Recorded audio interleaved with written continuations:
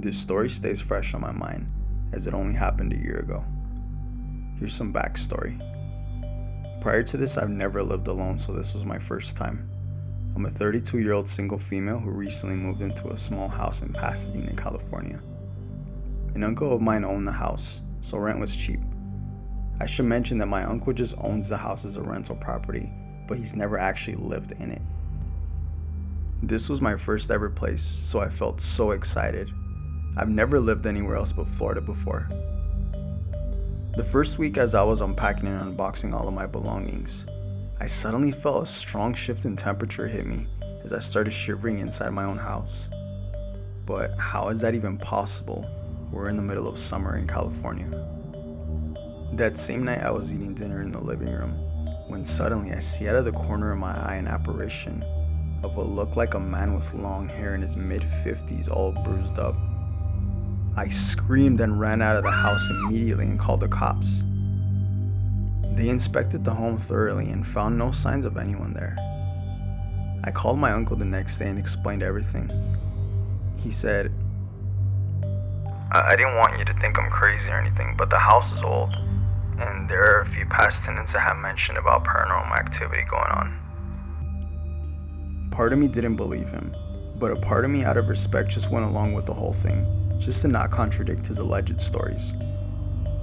One Friday night, it was about 1 a.m. I was really hot and needed to get a glass of water, so I walked downstairs to the kitchen. As I reached the first floor, I heard whispering. Not just one voice, but dozens of them. I was so fucking scared as the whispers grew louder. Paralyzed with fear, I couldn't scream, couldn't move, couldn't do anything but stay frozen.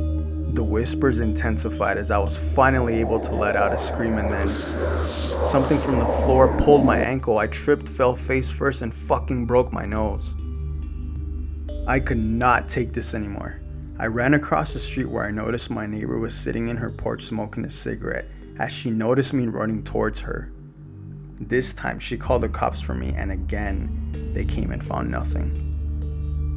I knew and was a firm believer that what my uncle was telling me was real. No wonder the house was always vacant. People who moved in always moved back out quickly.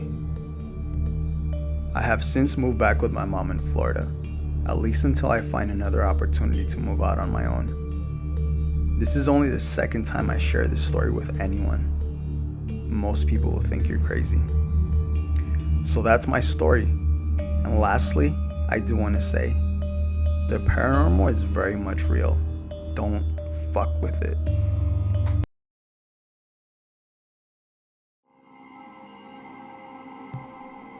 I used to work the night shifts at a special needs home for mentally disabled adults. This is my story as to why I don't work there anymore.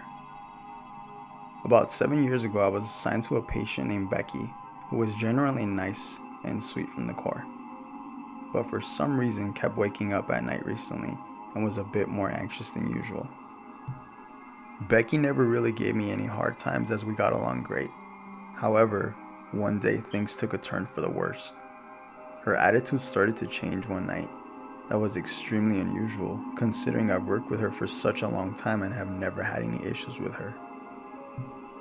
She suddenly became very rebellious and would start hitting me, physically overpowering me and starting to speak some weird words to me. Might I also add, she was very quiet and not so vocal, so for her to be verbal was very, very different.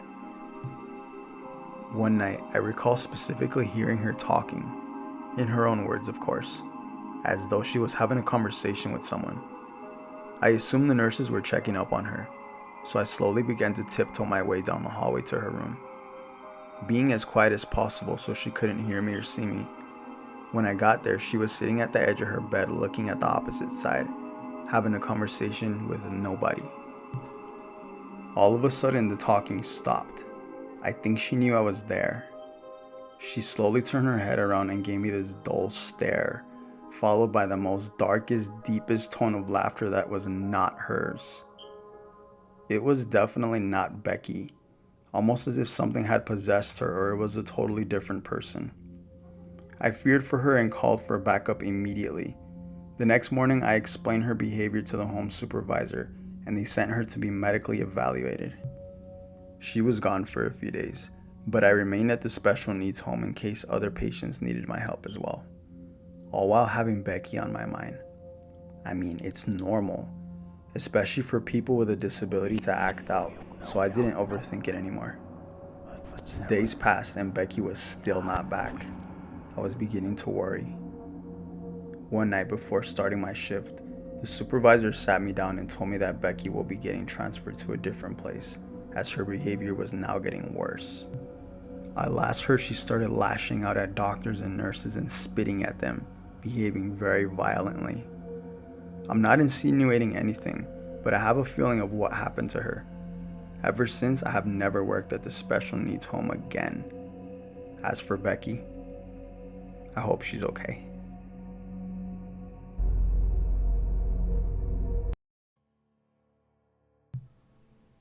In 1987, back when I was an active police officer serving in Glendale, California, I got a complaint around 3:23 in the morning about a neighbor being loud. I was quite used to these types of calls, as they were the most common, especially in my assigned location. Nothing serious goes on there. When we arrived, we were greeted by the tenant who called us in and told us there was screaming and loud banging coming, almost like a domestic violence case. We all went upstairs to contact the manager to see if he knew anything about it and hopefully help us calm the situation. When we got there, we heard it clear as day, thunderous bangs and someone screaming loud at a distance. I was ready with my hand on the holster for whatever came next.